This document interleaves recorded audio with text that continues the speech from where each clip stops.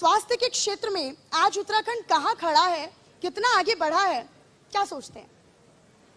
सबसे पहले तो मैं इंडिया न्यूज़ के पूरी टीम को बहुत साधुवाद दे रहा हूँ, जिन्होंने एक सुंदर कार्यक्रम डॉक्टर्स डे पे यहाँ पे रखा है, और सभी को डॉक्टर्स डे की बहुत बहुत बधाई और शुभकामनाएं भी देना चाहता हूँ। जहाँ तक आपने कहा उत्तराखंड बनने के बाद 24 वर्षों में चिकित्सा के क्षेत्र में हमारा उत्तराखंड कहाँ खड़ा है।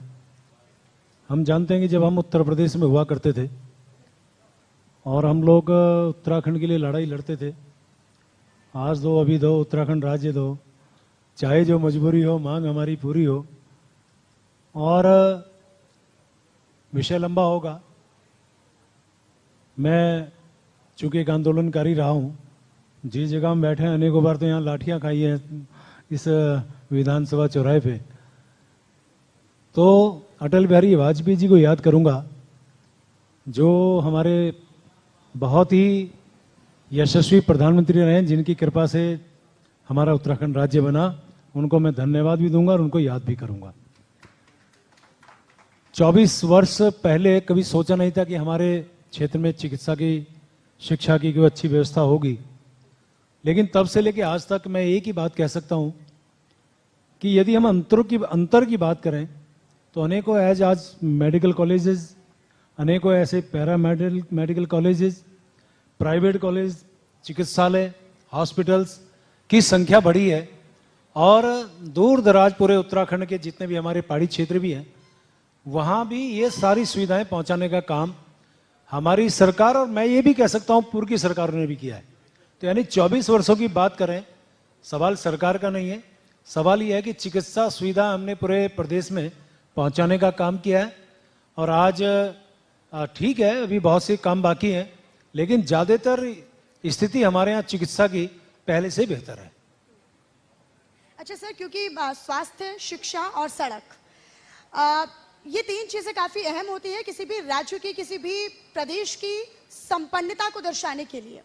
तो आपको क्या लगता है कि उत्तराखंड संपन्न है इन चीजों से, या अभी कहीं कोई कमी है जिसे पूरा होना बाकी है? मैंने इससे पहले भी कहा आपको, शिक्षा और चिकित्सा दो एक ऐसे मुद्दे थे जिससे हमारे लोग पलायन करते थे, लेकिन आज उसमें कहीं ना कहीं रोकथाम हुई है।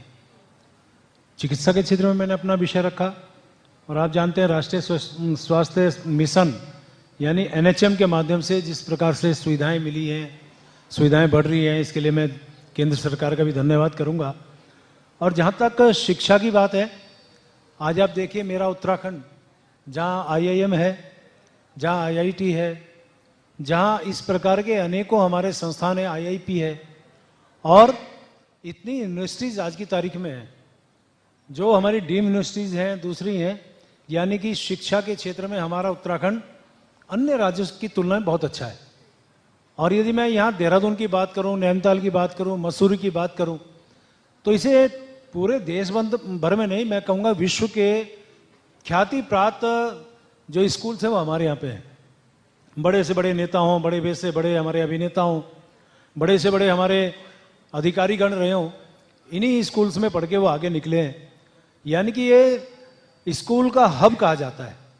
और ऐसी स्थिति में हमारे इसी दौरान जिस प्रकार से शिक्षा के क्षेत्र में भी काम हुआ है, चिकित्सा का मैंने आपको बताया, जहाँ तक सड़क की बात आपने कही है, तो मैं एक ही बात कह सकता हूँ कि पढ़े लिखों को फारसी क्या, और क्या है, हाथ कंगन को आरसी क्या, पढ़े लिखे को फारसी क्या।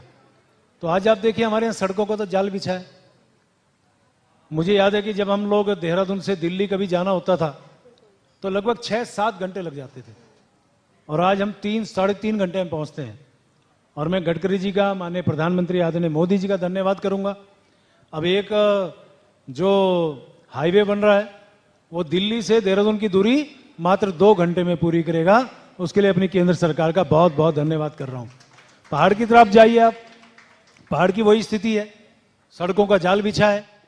और मैं तो ये तक कहता हूं, क्योंकि मुझे पहाड़ पे बहुत ज़्यादा जाना होता है, प्रभारी मंत्री होने के नाते मुझे ऋषिकेश से टिहरी और उसके बाद उत्तरकाशी, 2 जिले का मैं प्रभारी हूं।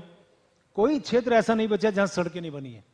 बल्कि यदि मैं दूसरे शब्दों में कहूं कि प्लेन से ज्यादा बढ़िया सड़कें मेरे पहाड़ पे हैं तो अतिशयोक्ति नहीं होगी। यानी कि बहुत अच्छी सड़कें आज हैं। आज हमारे यहाँ का किसान अपने उत्पाद को देहरादून लाता है, ऋषिकेश लाता है, यहाँ तक कि दिल्ली तक पहुंचाने का काम करता है। और जो व्यापारी पहले जो उत्तरकाशी, टिहरी, चमोली, पिथौरागढ़, यानी कोई विकास नगर पे डिपेंड था, कोई ऋषिकेश में डिपेंड था, उधर हल्द्वानी पे डिपेंड था, आज वो व्यापारी सीधा दिल्ली से कनेक्ट हो रहा है, क्योंकि उसका माल सीधा दिल्ली से उसके स्थान पे पहुंच रहा है। यानी बीच की सारी स्थिति खत्म हो रही है।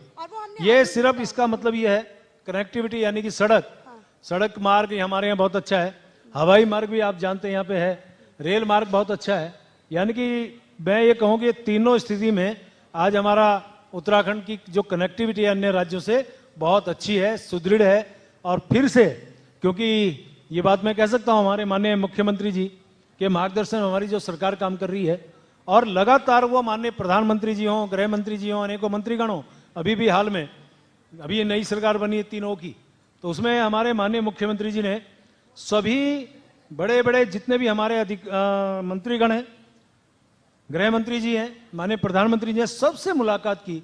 यानी तीसरी सरकार, हालांकि मैं आपके माध्यम से माननीय प्रधानमंत्री जी को भी बधाई दूंगा, उनका बहुत अभिनंदन करूंगा कि लगातार तीसरी बार प्रधानमंत्री की उन्होंने शपथ ली है। और जिस प्रकार से उनका आशीर्वाद उत्तराखंड पे मिलता है, पिछली बार भी मिला, उससे पहले मिला, और यहाँ से तो हमने 500 सीटें भारतीय जनता पार्टी की झोली में दी हैं, तो हम उम्मीद कर रहे हैं इसमें और आशीर्वाद उनका मिलेगा। कुल मिला के शिक्षा, चिकित्सा, सड़क, तीनों के क्षेत्र में हमारे उत्तराखंड ने बहुत उल्लेखनीय प्रगति की है।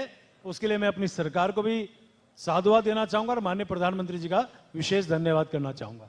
अच्छा, क्योंकि हम ये देखते हैं कि शहरी विकास के तहत शहरों को, क्षेत्रों को स्मार्ट बनाया जा रहा है, आधुनिकता की धुरी से जोड़ा जा रहा है, और हम उन्हें मुख्य धाराओं से भी जोड़ रहे हैं। और हमने देखा भी है, क्योंकि जब हम देखते थे कि पिछली बार जब हम उत्तराखंड आते थे, या अब से 10 या 15 साल पहले जब हम उत्तराखंड आते थे, तो उतनी आधुनिकता नहीं थी, उतना स्मार्टनेस उत्तराखंड में नहीं दिखती थी। लेकिन अब हम देख रहे हैं कि सरकारों के प्रयास से लगातार वो चीजें पूरी हो रही है, परिपक्वता के साथ और प्रतिबद्धता के साथ सरकार उनको सक्षम कर रही है, साकार कर रही है। लेकिन जहां शहर स्मार्ट हो रहे हैं, जहां पर आधुनिकताएं बढ़ रही हैं, क्या प्रेमचंद अग्रवाल जी आपको नहीं लगता कि कुछ ऐसे स्वास्थ्य केंद्र हैं जहां की हालत अभी भी खराब है? कुछ अस्पताल ऐसे हैं जिनका रुख लोग नहीं करते हैं। हम खासतौर पर निजी अस्पतालों और सरकारी अस्पतालों का अगर हम कंपेयर करते हैं, तो ज्यादातर अब भी काफी बड़ी संख्या है जो निजी अस्पतालों, प्राइवेट हॉस्पिटल्स की तरफ ज्यादा रुख करती है। तो ऐसा क्यों है आपके विचार से? क्या आप मानते हैं ये?